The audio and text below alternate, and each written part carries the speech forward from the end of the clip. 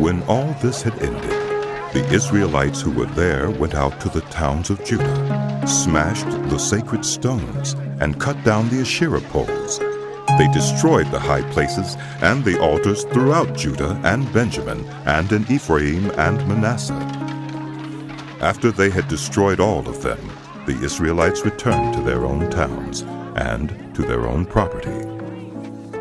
Hezekiah assigned the priests and Levites to divisions, each of them according to their duties as priests or Levites, to offer burnt offerings and fellowship offerings, to minister, to give thanks, and to sing praises at the gates of the Lord's dwelling. The king contributed from his own possessions for the morning and evening burnt offerings, and for the burnt offerings on the Sabbaths, at the new moons, and at the appointed festivals, as written in the law of the Lord. He ordered the people living in Jerusalem to give the portion due the priests and Levites, so they could devote themselves to the law of the Lord. As soon as the order went out, the Israelites generously gave the first fruits of their grain, new wine, oil and honey, and all that the fields produced. They brought a great amount, a tithe of everything. The people of Israel and Judah who lived in the towns of Judah also brought a tithe of their herds and flocks, and a tithe of the holy things dedicated to the Lord their God, and they piled them in heaps. They began doing this in the 3rd month and finished in the 7th month. When Hezekiah and his officials came and saw the heaps, they praised the Lord and blessed his people, Israel. Hezekiah asked the priests and Levites about the heaps, and Azariah, the chief priest from the family of Zadok, answered, "Since the people began to bring their contributions to the temple of the Lord, we have had enough to eat and plenty to spare, because the Lord has blessed his people, and this great amount is left over." Hezekiah gave orders to prepare storerooms in the temple of the Lord, and this was done.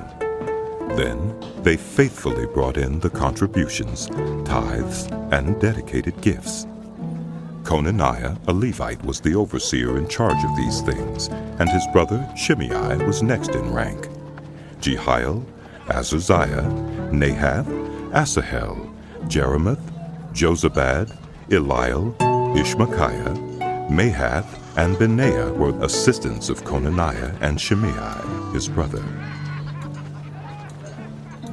All these served by appointment of King Hezekiah, and Azariah, the official in charge of the temple of God. Kori, son of Imnah, the Levite, keeper of the east gate, was in charge of the free will offerings given to God, distributing the contributions made to the Lord, and also the consecrated gifts. Eden, Miniamin, Jeshua, Shemaiah, Amariah, and Shechaniah assisted him faithfully in the towns of the priests, distributing to their fellow priests according to their divisions, old and young alike. In addition, they distributed to the males 3 years old or more whose names were in the genealogical records, all who would enter the temple of the Lord to perform the daily duties of their various tasks, according to their responsibilities and their divisions. And they distributed to the priests enrolled by their families in the genealogical records, and likewise to the Levites 20 years old or more, according to their responsibilities and their divisions. They included all the little ones, the wives, and the sons and daughters of the whole community listed in these genealogical records, for they were faithful in consecrating themselves. As for the priests, the descendants of Aaron who lived on the farmlands around their towns, or in any other towns, men were designated by name to distribute portions to every male among them, and to all who were recorded in the genealogies of the Levites. This is what Hezekiah did throughout Judah, doing what was good and right and faithful before the Lord his God. In everything that he undertook in the service of God's temple, and in obedience to the law and the commands, he sought his God and worked wholeheartedly, and so he prospered. After all that Hezekiah had so faithfully done, Sennacherib, king of Assyria, came and invaded Judah. He laid siege to the fortified cities, thinking to conquer them for himself. When Hezekiah saw that Sennacherib had come and that he intended to make war on Jerusalem, he consulted with his officials and military staff about blocking off the water from the springs outside the city, and they helped him. A large force assembled and blocked all the springs and the stream that flowed through the land. Why should the kings of Assyria come and find plenty of water? They said. Then he worked hard repairing all the broken sections of the wall and building towers on it. He built another wall outside that one and reinforced the terraces of the city of David. He also made large numbers of weapons and shields. He appointed military officers over the people and assembled them before him in the square at the city gate, and encouraged them with these words: Be strong and courageous. Do not be afraid or discouraged because of the king of Assyria and the vast army with him. For there is a greater power with us than with him. With him is only the arm of flesh, but with us is the Lord our God to help us and to fight our battles. And the people gained confidence from what Hezekiah, the king of Judah, said. Later, when Sennacherib, king of Assyria, and all his forces were laying siege to Lachish, he sent his officers to Jerusalem with this message for Hezekiah, king of Judah, and for all the people of Judah who were there. This is what Sennacherib, king of Assyria, says? On what are you basing your confidence? That you remain in Jerusalem under siege? When Hezekiah says, the Lord our God will save us from the hand of the king of Assyria, he is misleading you to let you die of hunger and thirst. Did not Hezekiah himself remove this God's high places and altars, saying to Judah and Jerusalem, you must worship before one altar and burn sacrifices on it? Do you not know what I and my predecessors have done to all the peoples of the other lands? Were the gods of those nations ever able to deliver their land from my hand? Who of all the gods of these nations that my predecessors destroyed has been able to save his people from me?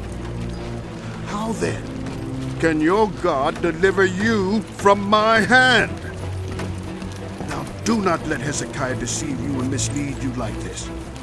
Do not believe him, for no God of any nation or kingdom has been able to deliver his people from my hand or the hand of my predecessors.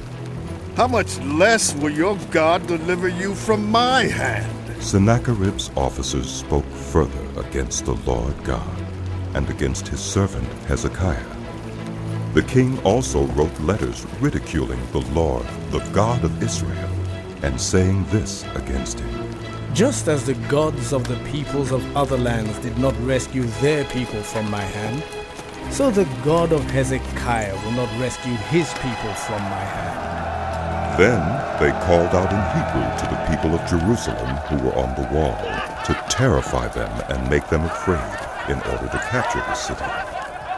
They spoke about the God of Jerusalem as they did about the gods of the other peoples of the world, the work of human hands. King Hezekiah and the prophet Isaiah, son of Amos, cried out in prayer to heaven about this. And the Lord sent an angel who annihilated all the fighting men and the commanders and officers in the camp of the Assyrian king. So he withdrew to his own land in disgrace. And when he went into the temple of his God, some of his sons cut him down with the sword. So the Lord saved Hezekiah and the people of Jerusalem from the hand of Sennacherib, king of Assyria, and from the hand of all others. He took care of them on every side. Many brought offerings to Jerusalem for the Lord, and valuable gifts for Hezekiah, king of Judah. From then on, he was highly regarded by all the nations. In those days, Hezekiah became ill and was at the point of death. He prayed to the Lord, who answered him and gave him a miraculous sign. But Hezekiah's heart was proud, and he did not respond to the kindness shown him. Therefore the Lord's wrath was on him, and on Judah and Jerusalem.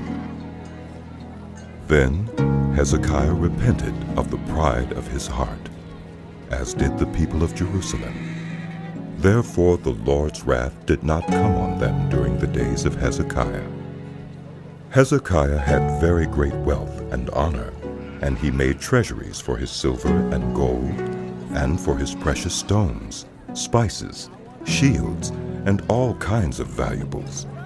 He also made buildings to store the harvest of grain, new wine, and olive oil. And he made stalls for various kinds of cattle, and pens for the flocks. He built villages and acquired great numbers of flocks and herds, for God had given him very great riches. It was Hezekiah who blocked the upper outlet of the Gihon spring and channeled the water down to the west side of the city of David. He succeeded in everything he undertook. But when envoys were sent by the rulers of Babylon to ask him about the miraculous sign that had occurred in the land, God left him to test him and to know everything that was in his heart. The other events of Hezekiah's reign and his acts of devotion are written in the vision of the prophet Isaiah, son of Amos, in the book of the kings of Judah and Israel. Hezekiah rested with his ancestors and was buried on the hill where the tombs of David's descendants are. All Judah and the people of Jerusalem honored him when he died, and Manasseh, his son, succeeded him as king.